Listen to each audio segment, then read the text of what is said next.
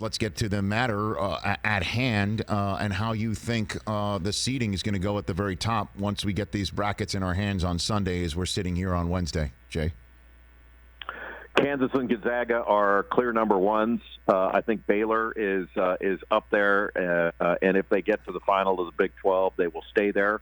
And then I think Dayton has jumped San Diego State.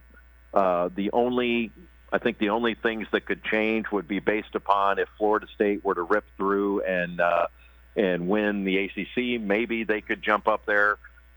Duke would be a possibility, but and then Michigan State, I think if they were to win, they could do that.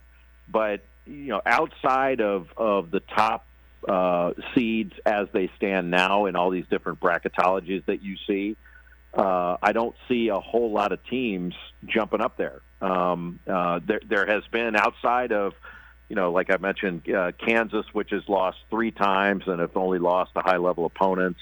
Gonzaga's only lost a couple of times. Baylor's only lost 4. Dayton, I think, will grab a number 1 seed if they win the A-10 tournament. They've only lost twice, and they lost to Kansas and Colorado, both of those in overtime. Everybody else has a lot more losses and a lot more blemishes, and it's hard to see a bunch of teams with the opportunity to leapfrog those that are already there. Well, obviously Dayton's the one with if you can have a team that's won 29 of 31 wearing a glass slipper, they'd have to be that one, or obviously San Diego State at 30-2. Do they have the ability, do you think, to cut down the nets when it's all done, like take it all down when it's said and done, Jay? I think so. I think Dayton does, and I think both of them are Final Four capable. Obviously a team's ability to get to the Final Four, there's a lot wider swath of teams that can navigate 4 games in a bracket where somebody falls down in front of them, something like that. Winning 6 is a lot different. And I think there are only 8, maybe 9 teams that I favor to do that. It doesn't mean it's impossible that you can't see somebody like Butler break through and do it like they almost did in 2010. But it's a lot bigger task.